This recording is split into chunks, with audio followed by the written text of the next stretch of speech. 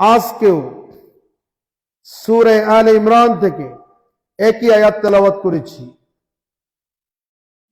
কোরআন আপনি বোঝেন আর না বোঝেন, মুসলিম হিসাবে পূর্ণাঙ্গ কোরআনের উপরে ঈমান আনা এটা কি কোনো নফল মুস্তাহাব কাজ না ফরজ কাজ? কোরআনের উপরে ঈমান না থাকলে তার ঈমান থাকবে? কমপ্লিটলি বেঈমান হবে, কমপ্লিটলি মুজরিম হবে, ফাসিক হবে। আল্লাহ বলছেন তোমাদের ভিতরে একটি দল থাকতে হবে যাদের কাজ হচ্ছে তিনটা। এক নম্বর, জনগণকে কল্যাণের দিকে আহ্বান করবে। দুই নম্বর, সৎ কাজের আদেশ করবে। তিন নম্বর, অসৎ কাজের নিষেধ করবে। যেই জাতি, যেই দল, যেই কম, যেই সমাজ, যেই সম্প্রদায়, যেই ব্যক্তি, যেই পরিবার এই তিনটে কাজ করবে, আল্লাহ পাক বলছেন আমি আল্লাহ তাদেরকে দুনিয়াতেও সফলতা দিব, আখিরাতেও সফলতা দিব। আল্লাহ পাকের এই সফলতার ভিতরে, দুনিয়াবী সফলতার ভিতরে আমরা দেখি কোনো দুশ্চিন্তা থাকবে না, হতাশা থাকবে না, বেকারত্ব থাকবে না, মারামারি গ্যাঞ্জাম ফাসাদ থাকবে না, কোনো শত্রুর আক্রমণ থাকবে না। কমপ্লিটলি পিস এন্ড প্রসপারিটির ভিতরে লাইফ লিড করাকে আমরা দুনিয়াবী কল্যাণ মনে করি। কিন্তু দুনিয়াবী কল্যাণ মুসলিম নন মুসলিম তাদের কর্মতৎপরতার কারণে, কর্মগুণে তারা লাভ করতে পারে। কিন্তু আখিরাতে সফলতা লাভ করতে হলে দুনিয়ার সফলতার সাথে ঈমান থাকতে হবে। বেঈমান যারা ঈমান আনে নাই তারা দুনিয়ায় সফলতা অর্জন করতে পারে। পৃথিবীর বহুত নন মুসলিম সমৃদ্ধ দেশে মারামারি, হই হাঙ্গামা, ফিতনা ফাসাদ কোনো কিছু নাই। পৃথিবীর মুসলমানরা পর্যন্ত ওই দেশ সমূহতে গেলে তারা মনে মনে বলে, অনেকের কাছে গল্প করে, হায় হায় আমাদের দেশটা যদি এমন হতো। আমি এর ভিতরে আপনাদের সামনে অস্ট্রেলিয়ার কথা বলছি, আমি আপনাদের সামনে নরওয়ের কথা বলছি, ফিনল্যান্ডের কথা বলছি, আমি জার্মানির কথা বলছি, ইটালির কথা বলছি, আমেরিকার কথা বলছি। তাহলে আরব লীগের 22টা রাষ্ট্র আছে, সেই রাষ্ট্রগুলোর কথা বলবো না কেন? না বলার কারণ মুসলমানদের ব্যাপারে সমস্ত পৃথিবীর নন মুসলিমরা এক সূত্রে গাঁথা। ফিলিস্তিনের বিপক্ষে আমেরিকা যেই কথা বলবে, ক্ষতি হোক আর লাভ হোক, ব্রিটিশ গভর্নমেন্ট সেটাকে অ্যাডভান্স সাপোর্ট করে বসে থাকে। স্পেন সাপোর্ট করে, ফ্রান্স সাপোর্ট করে, ইউরোপ সাপোর্ট করে। আজকে মুসলমানদের ভিতরে ওআইসির ভিতরে 57টা মুসলিম রাষ্ট্র, 57টা, নট ইজি ম্যাটার। এটা বড় মাপের হিসাব কিতাব পালন করে। আজকে দেখুন তো, ইরাক নষ্ট হয়ে গেল, ইরাককে ধ্বংস করে দিল, ইরাককে ধ্বংস করে দিল। আফগানিস্তানে বছরের পর বছর যুদ্ধ চলল, কাশ্মীরে মুসলমানদেরকে হত্যা করে, চেচনিয়া মুসলমানদেরকে হত্যা করে, ফিলিস্তিনের গাজ্জায় অব্যাহতভাবে মারে। আচ্ছা বলুন তো, কয়টা মুসলিম রাষ্ট্র এক জায়গায় হয়ে বলছে আমরা সবাই এক জায়গায় হই এই অন্যায়ের প্রতিবাদ করবার জন্য, যার যা আছে তাই নিয়ে ঝাঁপিয়ে পড়ো? আছে একটা রাষ্ট্র? আজকে ইরানের বিপক্ষে আমেরিকান বড় বড় জাহাজগুলো নোংর করে বসে আছে, না জানি কোন সময় ইরানের উপর হামলা করে। কোন মুসলিম রাষ্ট্রের কথা শুনবেন না, কেমন যেন তারা জানেই না। এমনকি সেই 1989 থেকে 1989 সাল থেকে 88 থেকে 80 সৈন্য তারা সৌদি আরবে রেখে দিয়েছে, কুয়েতে রেখে দিয়েছে, কাতারে রেখে দিয়েছে, ওমানে রেখে দিয়েছে নিরাপত্তার জন্য। এই জন্য আল্লাহর কাছে ফরিয়াদ করি, আল্লাহ এই মুহূর্তে মুসলমান নেতৃবৃন্দকে এক সূত্রে ঐক্যমত্য সিদ্ধান্ত গ্রহণ করার তৌফিক দান করুন। আল্লাহ তাআলা তুমি বাংলাদেশের সমস্ত মুসলিম নেতৃবৃন্দকে, যারা এক জায়গায় হলে জাতি শান্তি পাবে, জাতি কল্যাণ পাবে, নিরাপত্তা পাবে, চাঁদাবাজ মুক্ত হবে, সন্ত্রাস মুক্ত হবে, খুন খারাপি মুক্ত হবে, ধর্ষণ মুক্ত হবে। আয় আল্লাহ তাআলা তুমি ইসলাম তথা কোরআনী শাসন আনবার জন্য মুসলিম নেতৃবৃন্দকে এক জায়গায় আসবার তৌফিক দান করো। সকলে বলছে আমিন। সম্মানিত দ্বীনি ভাইরা, সৎ কাজের আদেশ, অসৎ কাজের নিষেধ, আজকে যদি এইটা চালু থাকতো তাহলে দিনের ভোট রাতে হতে পারত না। আজকে যদি সৎ কাজের আদেশ, অসৎ কাজের নিষেধ থাকতো, গোটা দেশ আজকে মাদকের সয়লাব হতে পারত না। আজকে যদি সৎ কাজের আদেশ, অসৎ কাজের নিষেধ থাকতো, বিগত 16 বছরে আওয়ামী সন্ত্রাসী সেই ফ্যাসিস্টদের মাধ্যমে যারা অত্যাচারিত হলো, নির্যাতিত হলো, এই 15-17 বছরে যাদের কোনো খবর থাকলো না, তারা উড়ে এসে জুড়ে বসে নির্বাচনে প্রতিনিধিত্ব পর্যন্ত করতে পারত না। খুব সহজ হিসাব। বাগেরহাটে সম্ভবত 3 তারিখে নতুন কোর্টের সামনে ছাত্রদের উপরে একটি বড় হামলা হয়, 3 তারিখ অথবা 4 তারিখ। সেখানে ইমাম সমিতির পক্ষ থেকে আমরা সিদ্ধান্ত নিয়েছিলাম, আমরা হয়তো মাঠে মারামারি করতে পারি না, আমাদের বয়স হয়ে গেছে, লাঠি ধরতে পারি না, কিন্তু যে নির্দয় অত্যাচার আর নির্যাতন ছাত্রদের উপরে করলো, ইমাম সমিতি বসে থাকতে পারে না। কি বসে থাকতে পারে? আপনাদের কাছ থেকে টাকা তুললাম, সমস্ত বাগেরহাটে আমরা কালেকশন করলাম। আমি এই কথাটি আজকে দীর্ঘদিন পরে বলছি এই কারণে, আমরা সেই আহত ছাত্রদের ভিতর থেকে কার হাত ভেঙেছে, কার আঙ্গুল ভেঙেছে, কে কোপ খেয়েছে, কে পায়ে আঘাত পেয়েছে, এরকম কিছু লোকজন ডাকলাম। আমার যতটুকু মনে হয় অনেক টাকা আপনাদের কাছ থেকে কালেকশন করে এদের ভিতরে আমরা ডিস্ট্রিবিউট করে দিয়েছিলাম। কোথায় ছিলেন নেতা আপনি? বাগেরহাটের মানুষের কাছে তো আপনি ছিলেন না। বাগেরহাটের মানুষদের ফোন করলে আপনি বিব্রত বোধ করতেন। হিসাব কিতাব করে কথা বলা উচিত, নিজের দিক তাকিয়ে কথা বলা উচিত। আর অন্তত পক্ষে এই মসজিদের মেম্বারকে ওই রকম পকেটে ভরার চিন্তা অন্তত পক্ষে কেউ করবেন না, বরং সৎ কাজের আদেশ, অসৎ কাজের নিষেধ যতটুকুন বুঝি, যে কয়দিন ইমামতি থাকবে তার উপরে আমি অবিচল থাকব। দুনিয়াতে বিপদ মুসিবত দেওয়ার মালিক কে? তার থেকে রক্ষা করার মালিক কে? কথা খুব সহজ। সৎ কাজের আদেশ, অসৎ কাজের নিষেধ, এই পরিকল্পনা নিয়ে বর্তমান গভর্নমেন্ট জুলাই সনদকে আইনি প্রক্রিয়ার মাধ্যমে, আইনের মাধ্যমে জুলাই সনদকে এস্টাবলিশ করতে চাচ্ছে। আমি সরাসরি জুলাই সনদে যাবার আগে বর্তমান সরকারকে আমি অ্যাড্রেস করে এই কথাটাই বলতে চাই, সংস্কার করেছেন,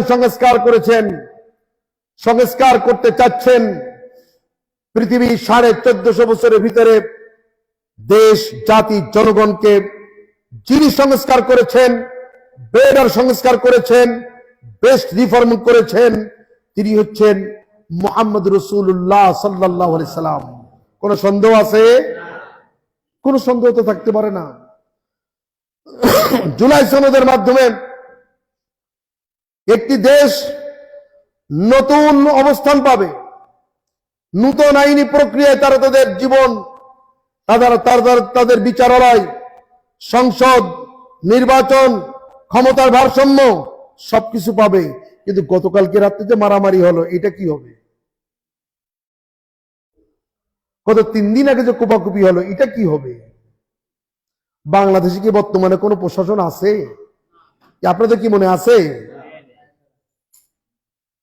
আমি খুব আস্থার সাথে আজকে এখানে মানুষ যাই হন না কেন,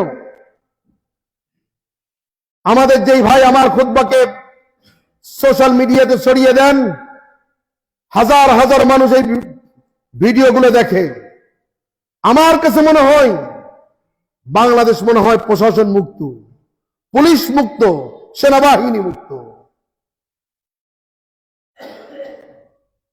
5 বছর আগেও সেনাবাহিনী যদি শহরে এক কোনায় নামে, আর এক কোনায় টের পায়, বলছে সাবধান সেনাবাহিনী নামিছে। আর এখন সিএনবিতে গেলে পরে 2-3টা গাড়ি খালি যায় আর আসে, যায় আর আসে। কাজ কি? পুলিশের কাজ কি? এত পরিমাণ পুলিশ, এত পরিমাণ প্রশাসন, এত পরিমাণ সেনাবাহিনী, এর ভিতরে কেমনে বিমাত সুলভ আচরণ হয়, কেমনে পক্ষপাতিত্ব হয়, কেমনে ঋণখেলাপিরা নির্বাচন করার দুঃসাহস দেখায়। যারা ঋণখেলাপি, এই জুলাই সনদের দৃষ্টিতে তারা নির্বাচন করতে পারে না। যারা দেশের হাজার হাজার টাকা, হাজার হাজার কোটি কোটি টাকা আত্মসাৎ করেছে, তারা যদি নির্বাচিত হয়, আর বেসরকারি ব্যাংকগুলোর চেয়ারম্যান মেম্বার যদি তারা হয়, তাহলে এই টাকা তারা আদায় করবে বলে মনে করে? একে তো নাচতে বুড়ি, তারপরে যদি ভাই ঢোলের বাড়ি। নির্বাচিত হওয়ার আগে হাজার হাজার কোটি টাকা পেটের ভিতরে, এরা যদি নির্বাচিত হয় এবং এরা যদি ক্ষমতায় যায়, জুলাই সনদের সঙ্গে সরাসরি কন্ট্রাডিক্টরি একটি অবস্থান তৈরি হবে। এই জন্য জুলাই সনদের টোটাল সেন্ট্রাল মেসেজ, স্বজনপ্রীতি বলেন, দুর্নীতি বলেন, ঋণ খেলাপি বলেন, তাদের থেকে জাতিকে বাঁচাতে হবে। এটার নাম জুলাই সনদ। জুলাই সনদ মানেই হচ্ছে এই দেশটার সামাজিক প্রেক্ষাপটে, রাষ্ট্রীয় প্রেক্ষাপটে কোন হই হাঙ্গামা, ফিতনা ফাসাদ এগুলো থাকবে না। এটার নাম হলো জুলাই সনদ। গত শুক্রবারে আপনাদের সামনে 6ষ্ঠতম ধারা পর্যন্ত আমরা পড়েছিলাম, মনে আছে তো আপনাদের? আজকে পড়া হবে কোন ধারা থেকে? 7ম ধারা।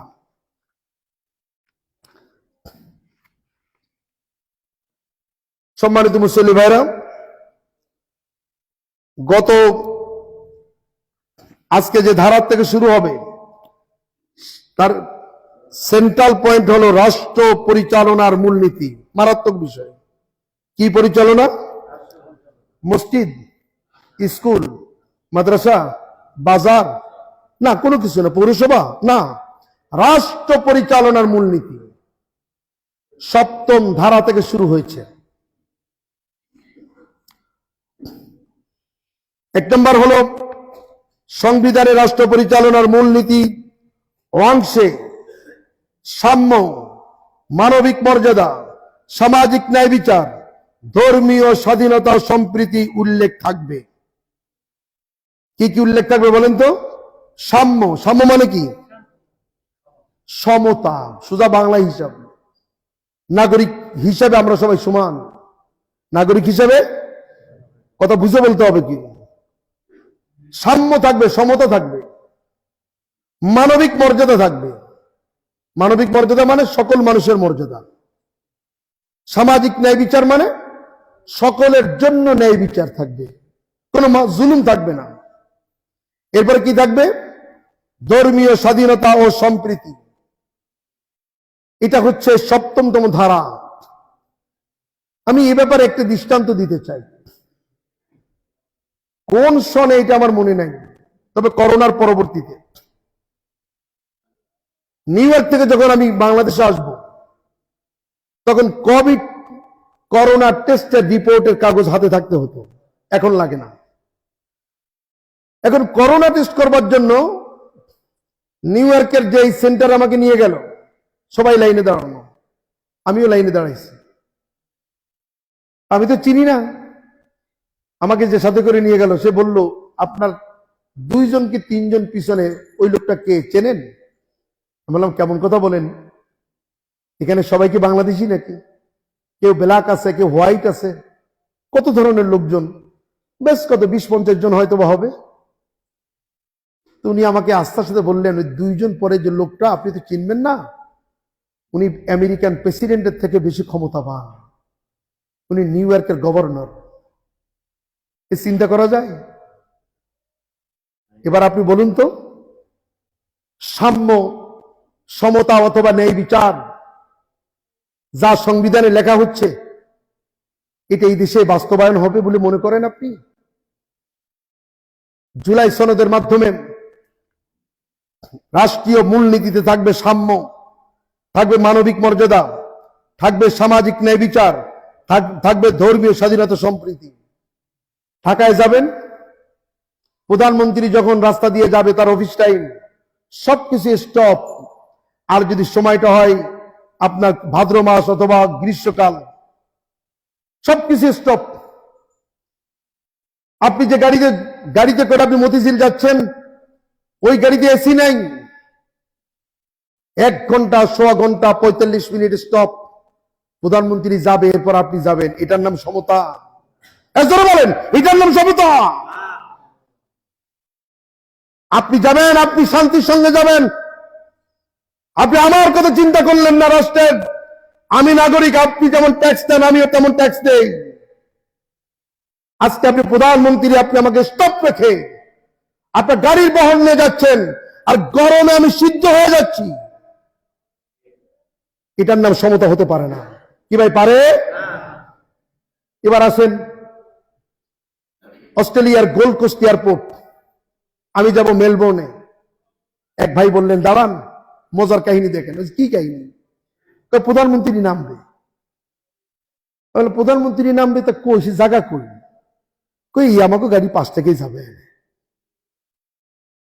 তো যিনি প্রধানমন্ত্রী নামলেন, ঠিক পাওয়া গেল না। 3টে গাড়ি, সামনে একটা, ওনারটা ভিতরে, পিছনে আর একটা। উনি কেমন যেন মনে হয় কোটটা ঘাড়ের পর রাখা, ওই কোটটা ওই হাঁটতে হাঁটতে গাড়ির ভিতরে ঢুকারে মাঝের যে গাড়িটা, ড্রাইভার উনি কাছে আসা মাত্র চাবিটা দিলেন। প্রধানমন্ত্রী ড্রাইভারের সিটে বসলো, সামনে গাড়ি, পিছনে গাড়ি, উনি ড্রাইভ করে সিম্পল। সামনের গাড়িতে অস্ত্র আছে, পিছনে গাড়িতে অস্ত্র আছে। যেভাবে সাধারণ নাগরিকরা যায় সেইভাবে উনি ওনার এই 3টে গাড়ি নিয়ে চলে গেলেন।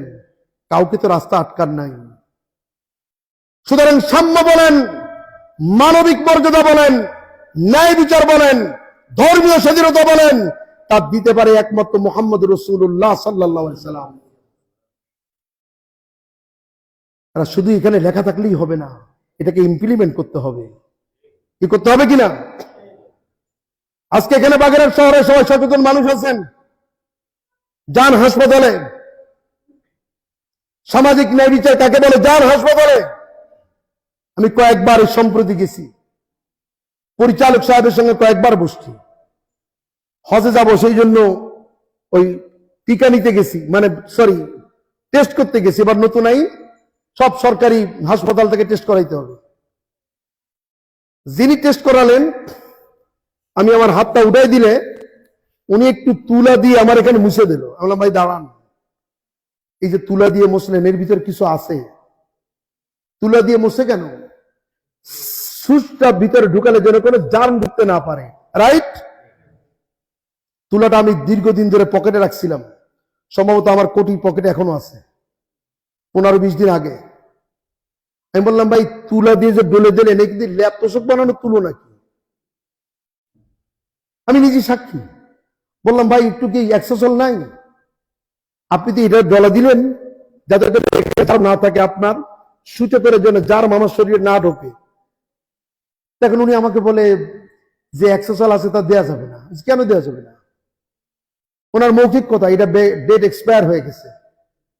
আচ্ছা বলুন তো, এবার আপনি বলুন তো, আমাকে তালিম ভাই যদি ওখানে টেস্ট করাতে যায়, বাগেরহাটের যারা ভিভিআইপি তারা যদি টেস্ট করাতে যায়, ওই শুকনো তুলে দিয়ে ডলবে না অন্তত একটা অ্যাক্সেসল নিজের পকেটে পয়সা দিয়ে কিনে আনবে?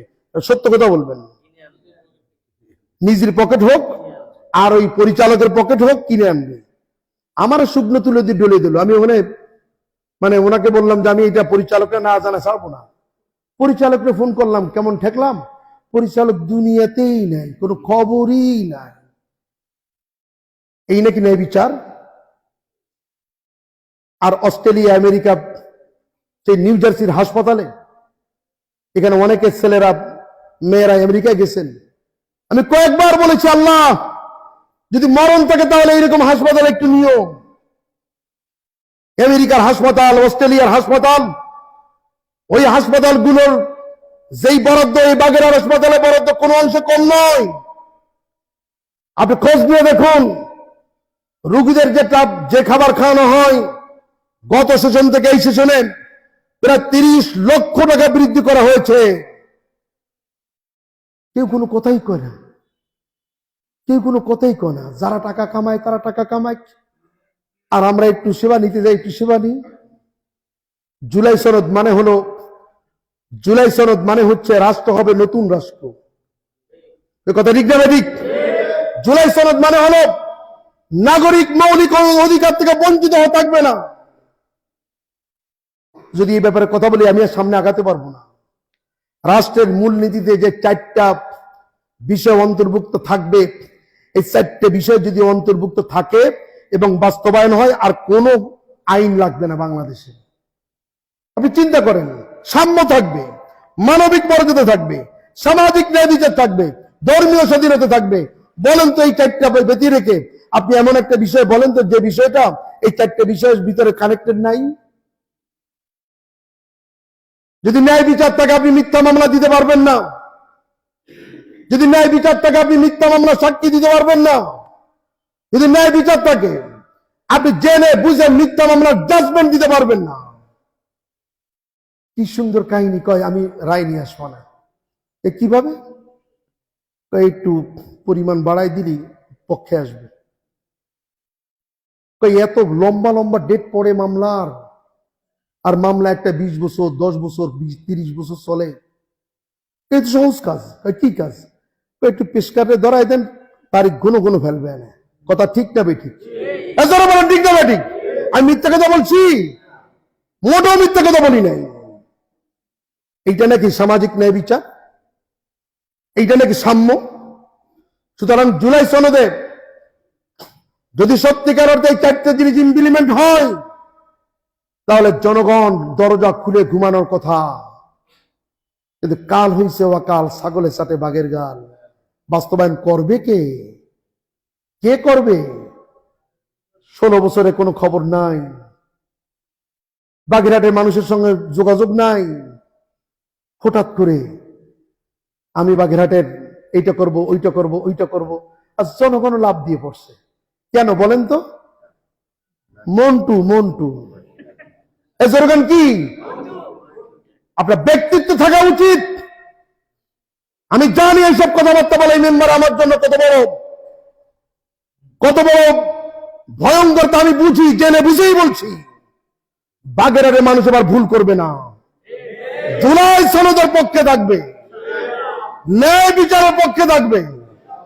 যারা বাগেরহাটের জনগণের সঙ্গে ডিসকানেক্টেড, তাদের সঙ্গে বাগেরহাটের মানুষ থাকতে পারে না। এটা আমার মন বলে।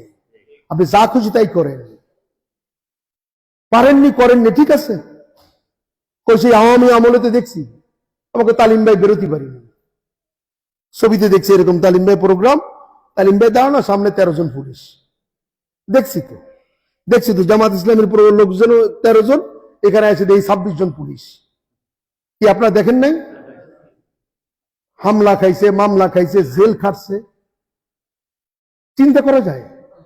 এটা বাগেরহাটের মানুষ বিচার করবে না? টাকার সামনে মানুষ বসে হয়ে যাবে, এটা হতে পারে না। আমি খুব মর্মাহত। একটু আগে টেবিলে বসে আমাকে বলছে, হুজুর আপনি নাকি অমুক মার্কায় যোগ দিয়েছেন আর এই মসজিদে নাকি লাখ লাখ টাকা দিয়ে গেছে। আমি বললাম শোনেন, মোটেও মুখ খোলাবেন না। আজকে 22 বছর এই ধরনের কোন কেলেম, এই ব্যক্তিটার দিকে আঙ্গুল উঁচু করবার মতন মায়ের পেটে কোনো সন্তান নাই। আমি যদি কালেকশন করি তাহলে মসজিদের জন্য করেছি। আমাকে মুয়াজ্জিন সাহেবের কাছে স্লিপ আছে, মুয়াজ্জিন সাহেব উত্তর দিয়েছে লাখ লাখ টাকা যদি মসজিদে দেয় রসিদ তো আমি কাটি, কই আমি তো টের পাইনি। মিথ্যা কথা বলবেন না আল্লাহর রাস্তে। জনগণ যাকে ভোট দেয় তার, এটা তাদের অধিকার। এ ব্যাপারে সিদ্ধান্ত আপনার, আপনি কিন্তু মিথ্যা কথা বলবেন না আল্লাহর রাস্তে।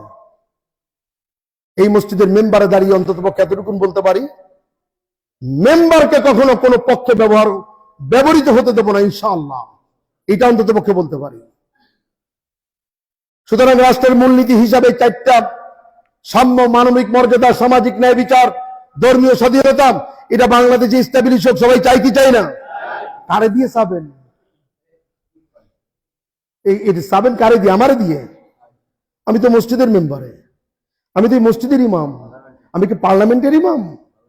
পার্লামেন্টে যারা যাবে কোটি কোটি কোটি টাকা খরচ করে এমপি হবে, আর ওই জায়গায় যে এই 4টি জিনিস মানে নেবে, ওই জায়গার থেকে তো হ্যালো কবে যে রোডস অ্যান্ড হাইওয়েতে 100 কোটির কাজ গেছে, রাখো এক্সেন, আমি আসি, তারপর আমি ভাগ করে দেব। এরকম হয় কি হয় না? এমপি মানে কি? আমি একটা হিসাব কিতাব করে দেখছি, 5 বছরে সর্বনিম্ন অবৈধভাবে, সে অবৈধ জনগণের চোখে বাঁধবে না, অবৈধ তবে জনগণ টের পাবে না, সর্বনিম্ন 1000 কোটি টাকা উনি ইনকাম করবেন। অবৈধ তবে উনি জনগণ টের পাবে না। যেমন আপনি দেখেন একটা 4র্থ শ্রেণীর চাকরি, এই কয়েকদিন আগে বাগেরহাট আলিয়া মাদ্রাসার মেম্বার হিসাবে ওখানে 4টা লোক নিয়োগ দেওয়া হয়েছে। সেই নিয়োগের একজনের বাপ এই মুহূর্তে মসজিদে আছে, এই মুহূর্তে। আমি দেখাই দেবো, তার কাছে জিজ্ঞেস করবেন এই নিয়োগে আপনার পক্ষ থেকে কয় টাকা খরচ হয়েছে।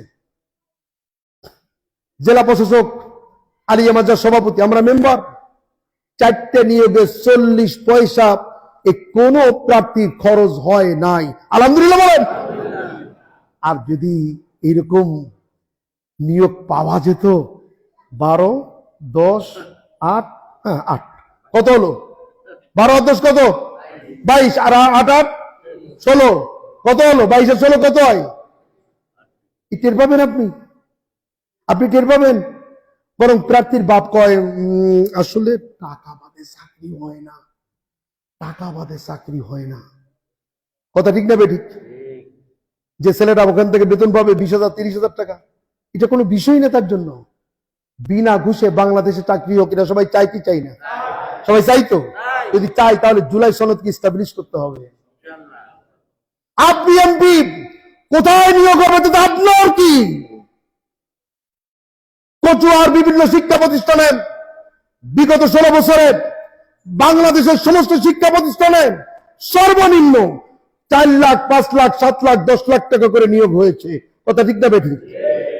কথা মোটেও বানায় বলিনি। এই জায়গা থেকে আমরা বের হয়ে আসতে যাচ্ছি। কার মাধ্যমে বের হবেন? যিনি 50 কোটি টাকা খরচ করে এমপি হবেন তার মাধ্যমে? তিনি কবেন যে দরকার হয় 10 জনরে ওমরায় পাঠাবো, এতিমখানা 4টে বানাবো, মসজিদ আরো 3টে বানাবো। মসজিদ বানানো দেখলে আমরা কি দাদা তো একজনই, নামাজ না পড়লে হবে কি? বেটা মসজিদ বানায়, মসজিদ বানায়। বলেন তো মসজিদ বানানো আগে না ইমান আগে? আবার বলেন। রাসূলুল্লাহ ডাক দিলেন যুদ্ধে চলো, বানুল মুস্তালিক যুদ্ধ। এক শ্রেণীর 2-3 জনকে 5 জন সাহাবী, আর সাথে থাকলো মনে হয় 77 জন মুনাফিক। রাসূলের ডাকে আহ্বানে সাড়া দিল না। তারা হিসাব বিকাশ করলো, বনুল মুস্তালিক যুদ্ধে মুহাম্মদ সাল্লাল্লাহু আলাইহি ওয়াসাল্লাম জীবিত ফিরবেন না, ওনাকে কচু কাটা করা হবে, উনি ওখান থেকে ফিরতে পারেন না। কুবা নামীয় জায়গায় মসজিদে কুবা, যেই মসজিদে মাত্র 2 রাকাত সালাত আদায় করলে মাকবুল উমরাহ সওয়াব হয়। রাসূলুল্লাহ বলছেন মসজিদে কুবার গায়ে, এই হাদিসটা এখনো লেখা আছে, তিরমিজিতে হাদিসটা আছে। কুবায় যখন এলো তখন ওই যারা মদিনায় রয়ে গেল ওরা চিন্তা করলো সর্বনাশ, মুহাম্মদ সাল্লাল্লাহু আলাইহি ওয়াসাল্লাম জেতা ফিরে আসতেছে, সাহাবায়ে কেরামদের জেতা ফিরে আসতেছে। মদিনা থেকে দৌড়তে দৌড়তে কুবা পর্যন্ত এলো। রসুলের দেখে খুব খুশি, আর ওরাও খুশি। ওরা বলছে, রসুল আপনি আসছেন, আমরা খুব আপনার জন্য আনন্দিত, উদ্বেলিত, আল্লাহ আপনাকে আনিছেন। রসুল, আমরা যুদ্ধে যেতে পারিনি, কিন্তু মসজিদ একখান বানাইছি। কি বানাইছি বলেন? কি বানাইছি? মসজিদ বানাইছে রসুল্লাহ। রসুল্লাহ মাত্র 2 রাকাত নামাজ পড়ে আমাকে মসজিদটা একটু উদ্বোধন করে দিয়ে যান। তবে একটা মজার কাহিনী হলো, বর্তমান জামানায় যারা কালো টাকার মসজিদ বানায়, নিজেরা সূরা ফাতিহা পড়তে পারে না। আসতে কবেন, এই মসজিদের বাইরে কিন্তু যাবেন না, খবরদার। আর যদি এরকম মসজিদ বানানোর লোকদেরকে যদি মাগরিবের ইমামতি করতে ঠেলে দেন, আমি নিশ্চিত পায়জামা ভিজে যাবে, প্যান্ট ভিজে যাবে। কথা ঠিক না বেঠিক? কথা মোটেও বানায় বলিনি। রসুল্লাহ খুব আনন্দিত, মসজিদ বানাইছো। আবার এরা কয়, রসুল 2 রাকাত সালাত আদায় করে যান। রসুল্লাহ রওনা দিলেন, জিবরিল আমিন হাজির। সুবহানাল্লাহ বলেন। রসুল্লাহ কোথায় যান? প্যারে এরা মসজিদ বানাইছে, আমাকে দিয়ে 2 রাকাত নামাজ আদায় করবে। আল্লাহ তাআলা কি আয়াত নাজিল করছে দেখেন, লা তাকুম ফিহি আবাদান লামাসজিদুন উসসিসা আলা তাকওয়া। খবরদার হে নবী, খবরদার, খবরদার, যারা আল্লাহ এবং রাসূলের ডাকে সাড়া দেয় না, তাদের তৈরি করা মসজিদে নামাজ পড়া তো দূরে থাক, সালাত আদায় করা তো দূরে থাক, ওই মসজিদের দণ্ডায়মানও আপনি হবেন না। নবীজি স্টপ হয়ে গেলেন। জিবরিলের কাছে জিজ্ঞেস করতে, করব কি? ও আগুন দিয়ে পোড়ায় দেন। কি দিয়ে পোড়ায় দেন? আগুন দিয়ে পোড়ায় দেন। রসুল আলীকে ডাকলেন, আলী এদিকে আসো। রসুল্লাহ বলেন, কারণ মনে রাখতে হবে, রসুলের হাতে শুধু আবু বকর ছিল না, আলীও ছিল। আলী বোঝেন তো? আলী ওই জামানার, আলী একজন, ওমর ফারুক একজন, দ্বিতীয় খলিফা। এরা নরমাল আবু বকর না। এদেরকে দেখে বহুত কাফের মুশরিক, আবু জাহেল, উতবা সাহেব আর এক পথে পেশাব করতে করতে দৌড়াইতো। আলী এসে বললেন, লাব্বাইক ইয়া রাসূলুল্লাহ, সাহাদায় কি করতে হবে? তো অমুক জায়গায় একটা মসজিদ, আল্লাহ বলছেন এই মসজিদে আমাকে না দাঁড়াইতে, ওই মসজিদটা তুমি আগুন দিয়ে পোড়াই দিয়ে এসো। আমি এবারও এই যে ডিসেম্বর মাসে উমরায় গেলাম, বিশ্বাস করে ওইখানে এক লোকরে বললাম যে ফিন মাকান, সে জায়গাটা কই? আল্লাহ রাসূল যে মসজিদটাকে আগুন দিয়ে পোড়াই দিল, কেউ বের করতে পারেনি। বলছে এই গ্রামে আছে, এটা ঠিক, কিন্তু কোথায় আছে এটা আমরা কেউ জানি না। এই জন্য মনে রাখতে হবে, মনে রাখতে হবে, খুব ভালো করে মনে রাখতে হবে, বাংলাদেশকে যদি পিসফুল কান্ট্রি দেখতে চান, মডেল দেখতে চান, আর এই জুলাই সনদকে ইমপ্লিমেন্ট করতে চান, তাহলে যোগ্যতা সম্পন্ন লোক ওখানে পাঠাইতে হবে। ঠিক না বেটি? যোগ্যতা থাকতে হবে তার। 8 নম্বর ধারা রয়েছে, এর ভিতরে আরো অনেক কিছু। প্রধানমন্ত্রী এবং তত্ত্বাবধায়ক সরকার ব্যবস্থা, সে ব্যাপারে কথা আছে। রাষ্ট্রপতি এবং সরকার প্রধানমন্ত্রী, সে ব্যাপারে কথা আছে। আমাদের দেশে কোন আইনই ছিল না। যিনি রাষ্ট্রপতি হবেন, যেদিন রাষ্ট্রপতির শপথ হবে ওই দিন তার চেহারা দেখবেন, আর যেদিন বঙ্গভবন রেখে চলে যাবে ওই দিন তার চেহারা দেখবেন। আর কোনো কাজ কেমন যেন ওনার নাই। কথা ঠিক না বেঠিক? এবার জুলাই সনদে মাগার আর ওয়া হবে না। প্রধানমন্ত্রী যা খুশি তাই করবে, তার হবে না। বরং রাষ্ট্রপতি এবং প্রধানমন্ত্রীর ভিতরে ক্ষমতার ভারসাম্য থাকতে হবে। 90 দিনের ভিতরে জুলাই সনদের মাধ্যমে প্রমাণিত, সংসদ ভেঙে গেলে মাত্র 90 দিনের ভিতরে নির্বাচন দিতে হবে। সবকিছু মিলাই নিয়ে জুলাই সনদের অনেক কথা। যদি সত্যিকার অর্থে জুলাই সনদ ইমপ্লিমেন্ট হয় আমাদের দেশে, আমি ব্যক্তিগতভাবে মনে করি এই দেশটা আর এরকম থাকবে না। এই দেশের খুন, হত্যা, ধর্ষণ, রাহাজানি, টেন্ডারবাজি, মাদক ব্যবসায়ী, যেই বিষয়গুলো আমাদের জীবনকে, দৈনন্দিন জীবনকে হসপস করে দিচ্ছে, এই বিষয়গুলো অটো ডিলিট হয়ে যাবে। অটো ডিলিট হয়ে যাক, এটা সবাই চাই কি চাই না? আমরা তাহলে গণভোটে হ্যাঁ মার্কায় ভোট দিতে হবে। কোন মার্কা? আবার বলেন। হ্যাঁ। আরবিতে হলো নাম। আরবিতে কি? হ্যাঁ মানে কি? আরবিতে নাম। কথা শেষ আমাদের। আল্লাহ তাআলা আমাদের দেশটাকে পৃথিবীতে মডেল বানাক, সবাই আমরা বলছি আমিন। আকুলু কওলি হাযা আস্তাগফিরুল্লাহ লি ওয়া লাকুম ওয়া লিসাইরিল মুমিনিন মিন কুল্লি যামবিন ওয়া মাসিয়াতিন ফাস্তাগফিরু ইন্নাহু হুয়াল গফুরুর রাহিম।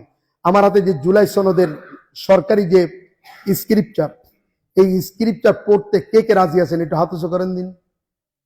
সবাই রাজি আছেন? সবাই তো রাজি আছেন।